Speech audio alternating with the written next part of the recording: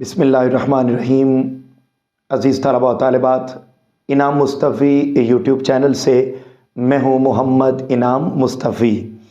अज़ीज़ तलबा व तालिबात, पाक स्टडीज़ की सेकंड ईयर की नई किताब उसका चैप्टर नंबर 3, आज के लेक्चर में हम चैप्टर नंबर 3 के MCQs और एक्सरसाइज में पाए जाने वाले शॉर्ट क्वेश्चंस पहले स्टेप में ये देखेंगे और उसके बाद आज ही के लेक्चर में हम ये बात भी जानने की कोशिश करेंगे कि चूँकि बोर्ड में सिर्फ एक्सरसाइज में से शॉर्ट क्वेश्चन नहीं आते बल्कि इजाफी शॉर्ट क्वेश्चंस भी आते हैं, लिहाजा इस पूरे चैप्टर में पहले हम ये पढ़ेंगे कि एक्सरसाइज के शॉर्ट क्वेश्चन के आंसर्स क्या हैं, पहले MCQs के आंसर्स, फिर शॉर्ट क्वेश्चन के आंसर बुक वाले, और उसके बाद इस पूरे चैप्टर में मैंने एक एक टॉपिक पढ़ाते हुए जब आपको इजाफी शॉर्ट क्वेश्चन जो अंडरलाइन करवाए थे वो भी मैं आज के लेक्चर में आपको रिवाइज करवाऊंगा। तो अजीज़ तलबा व तालिबात, अपनी किताबें अपने सामने रख लीजिए। आज हम बुक में पाए जाने वाले, एक्सरसाइज में पाए जाने वाले MCQs, शॉर्ट क्वेश्चन और उसके बाद फिर इस चैप्टर में पाए जाने वाले इजाफी शॉर्ट क्वेश्चन, उनके आंसर्स जानने की कोशिश करेंगे। याद रख लीजिए, हमारा ये सिलसिला जारी है। आज हम चैप्टर नंबर 3 अपना कंप्लीट कर लेंगे, यानी हमारी हाफ बुक आज हो चुकी है, हाफ बाकी है। तो इंशाल्लाह ये सफ़र जारी रहेगा और कल ही से हम इंशाल्लाह चैप्टर नंबर 4 शुरू कर देंगे। और आज हम एक्सरसाइज के कसीरुल इंतखाबी सवालात, MCQs और शॉर्ट क्वेश्चन और प्लस इजाफी शॉर्ट क्वेश्चन जानते हैं। अजीज़ तलबा व तालिबात, किताब अपने सामने रख लीजिए। जो पहला MCQ है उसका आंसर है बे ऑप्शन यानी B। उसके बाद दूसरा जो MCQ है उसका आंसर है C यानी जीम ऑप्शन। तीसरे का आंसर है B ऑप्शन। चौथे का आंसर है A ऑप्शन। पांचवें का आंसर है A ऑप्शन। उसके बाद जो छठा MCQ है उसका आंसर है B ऑप्शन। सातवां MCQ उसका आंसर है A ऑप्शन। उसके बाद आठवां MCQ उसका आंसर है C ऑप्शन। और नौवां जो 9th नंबर MCQ है उसका आंसर है B ऑप्शन। और जो 10वां MCQ है उसका आंसर है C ऑप्शन यानी जीम। अजीज़ तलबा व तालिबात, ये आपके सामने लिखे हुए हैं, ये MCQs हैं जो आपकी एक्सरसाइज में चैप्टर नंबर 3 में मौजूद हैं। आइए अब ज़रा हम बढ़ते हैं शॉर्ट क्वेश्चन की जानिब। पहले हम एक्सरसाइज के शॉर्ट क्वेश्चन जानने की कोशिश करेंगे। अजीज़ तलबा व तालिबात, हमेशा ये बात याद रखें कि कभी भी शॉर्ट क्वेश्चंस को अटेम्प्ट करते हुए आपने प्रेजेंटेशन के उसूलों को नज़रअंदाज नहीं करना। बहुत सारे बच्चे ऐसे होते हैं, वो सीन लिख कर फिर आगे पूरा सवाल लिखते हैं, फिर जीम लिखते हैं, फिर आगे उसका आंसर लिखते हैं। तो ये तरीका दुरुस्त नहीं होता, बल्कि आपने ऊपर जब भी शॉर्ट क्वेश्चन अटेम्प्ट करें सबसे पहले आप हिस्सा इंशाइया लिखें, पेज के दरमियान में हिस्सा इंशाइया, फिर लिखें हिस्सा अव्वल, फिर लिखें सवाल नंबर 2, उसके नीचे लिखें मुख्तसर जवाबात। ये चारों हेडिंग्स पेज के दरमियान में लिखें, इनको अंडरलाइन करें। अंडरलाइन करने के बाद आप जो शॉर्ट क्वेश्चन अटेम्प्ट करने लगे हैं उसका आप नंबर दें और उसकी बनाएं हेडिंग्स। अब आपके सामने एक्सरसाइज के जितने भी शॉर्ट क्वेश्चन हैं उनकी मैंने यहाँ आपके सामने हेडिंग्स बना दी हैं कि एक्सरसाइज के शॉर्ट क्वेश्चन की क्या क्या हेडिंग बन सकती हैं। आपने बेटे सिर्फ नंबर देना है, हेडिंग बनानी है, उसको अंडरलाइन करना है और ये हेडिंग आपने 605 के कट वाले मार्कर से लिखनी है।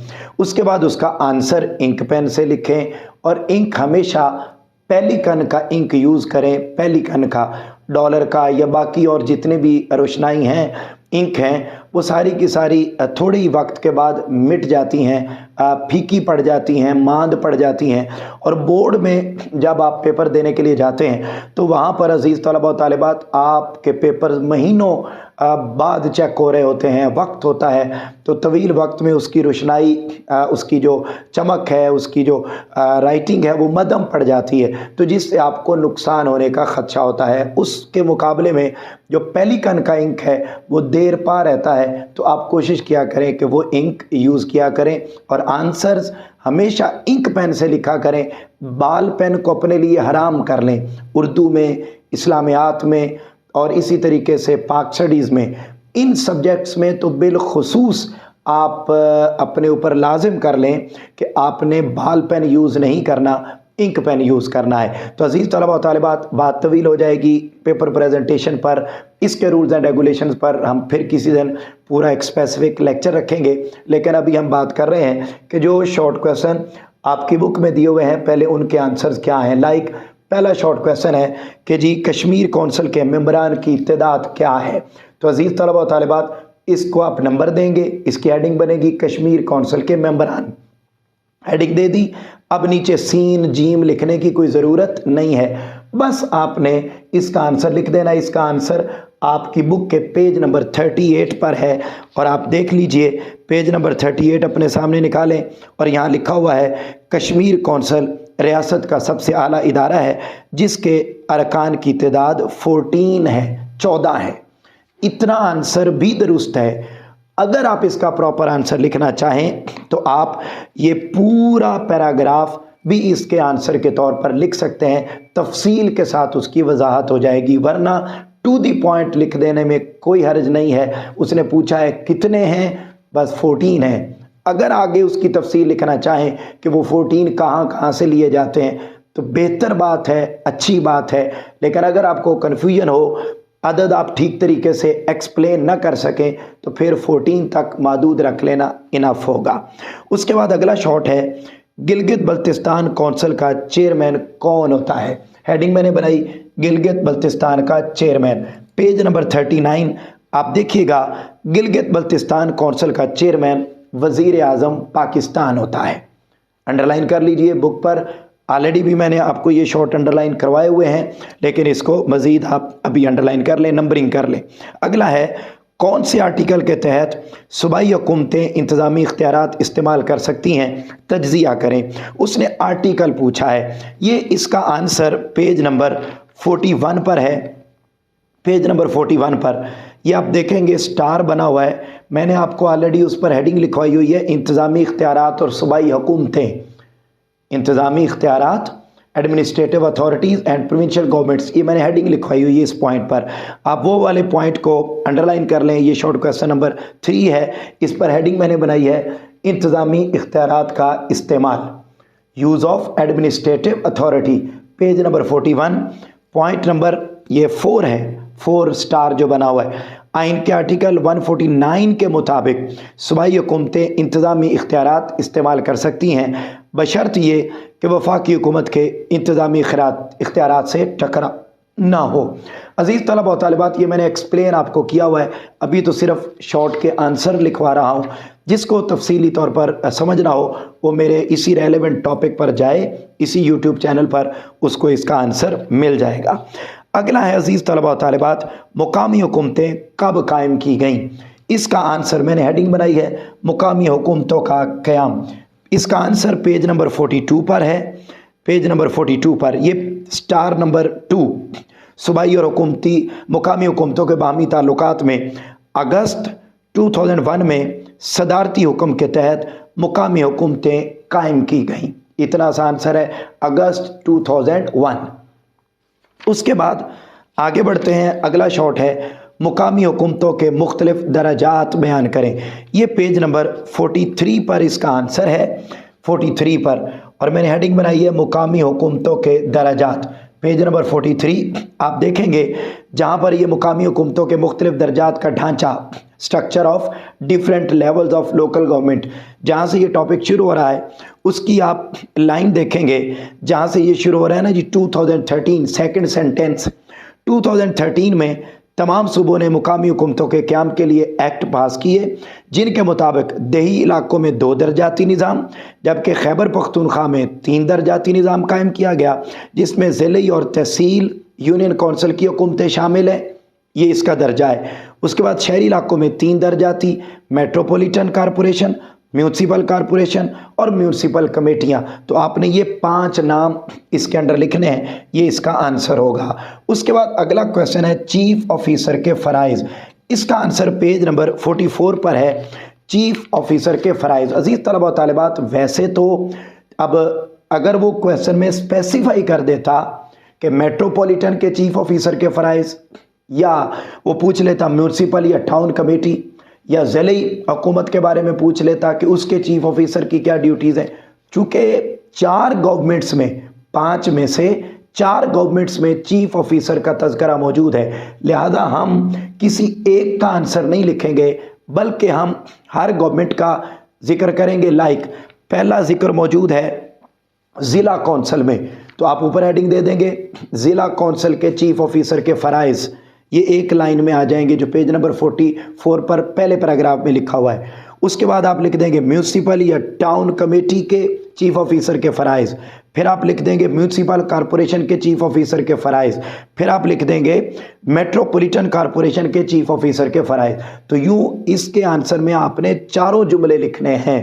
चारों जुमले अगरचे ये करीब करीब हैं, लेकिन चूंकि क्वेश्चन में उसने स्पेसिफाई नहीं किया कि किसके चीफ ऑफिसर का जिक्र तो चारों में है, लिहाजा हर किस्म के खदशे से बचने के लिए बेहतर आंसर ये है कि आप इन चारों के फ़राइज़ एक एक लाइन के अंदर लिख देंगे। 4 लाइनें बनेगी और शॉर्ट क्वेश्चन 4 लाइनों का कोई ज़्यादा बड़ा नहीं होता, इसका आंसर दुरुस्त होगा। उसके बाद आगे बढ़ते हैं, कश्मीर का जो प्रेसिडेंट है उसकी क्या हैसियत है, इसका आंसर पेज नंबर 38 पर है।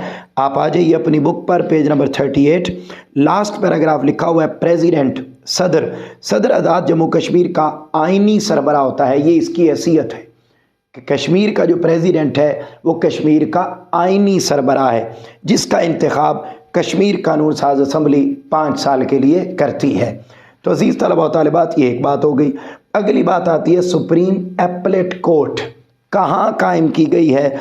ये उसने एक्सरसाइज में शॉर्ट पूछा है कि जो सुप्रीम एपलेट कोर्ट है वो कहाँ है। तो इसका सिंपल आंसर तो है गिलगित बल्तिस्तान में। आप बुक के ऊपर ही इसका आंसर लिख लें, गिलगित बल्तिस्तान में कायम है। ये चूँकि इससे मुताल्लिक कोई स्पेसिफिक जुमला आपके बुक के इस चैप्टर में मौजूद नहीं है कि ये कहाँ, चूँकि उस टॉपिक में जिक्र हुआ है कि गिलगित बल्तिस्तान में ये सुप्रीम एपलेट कोर्ट होती है, तो इसका आंसर हम खुद ही लिख लेंगे कि जो वैसे पेज नंबर 44 पर इसकी हेडिंग मौजूद है, तो जबकि इसके लिए कोई स्पेसिफिक लाइन बुक में नहीं है, वो आप खुद ही लिख लें कि सुप्रीम एपलेट कोर्ट जो है ये गिलगित बल्तिस्तान में मौजूद है। अजीज़ तलबा व तालिबात, ये आपकी एक्सरसाइज के शॉर्ट थे, उनके आंसर इन सफ़हात पर मौजूद हैं और उन क्वेश्चन को अटैम्प्ट करते वक्त क्या हेडिंग्स बन सकती हैं वो मैंने आपके सामने लिख दी हैं।